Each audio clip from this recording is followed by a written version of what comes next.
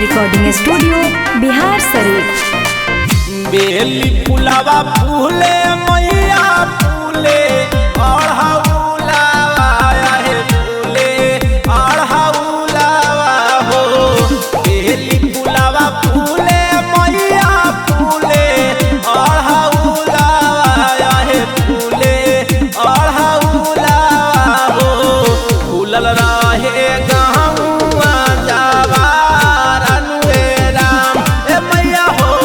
फूलल रहे गहुआ जवार अनुएरा।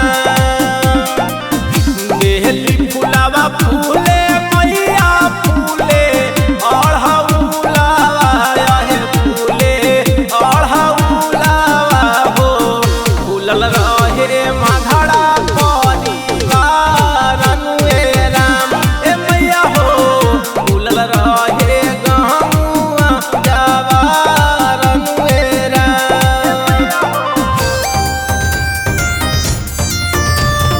Music by Amit Gupta.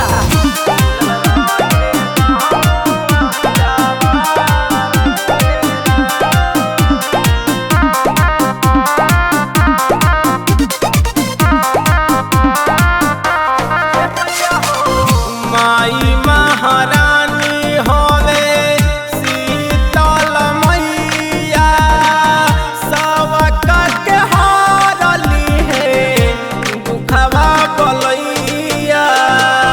माई महारानी होवे शीतल मैया सबका के हारली है दुखवा बलैया। लाल रंग शोभई मैया के लाले रंग चुनरिया हे लाले रंग चुनरिया हो। शोभई हमारो सीताला दुआर अनुएरा ए मैया हो। शोभई हमारो सीताला दुआर अनुएरा। बेली फुलावा फूले मैया फूले और हौलावा है फूले और हौलावा हो।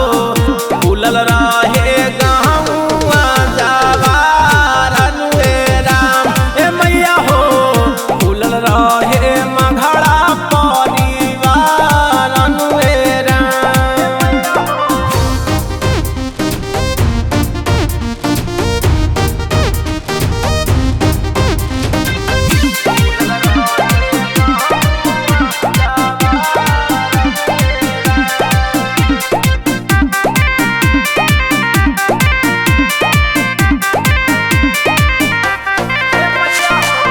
तोहरो चरनिया में गईबो भजनिया सोनुआ दीपता बाबा रखी ह ध्यान।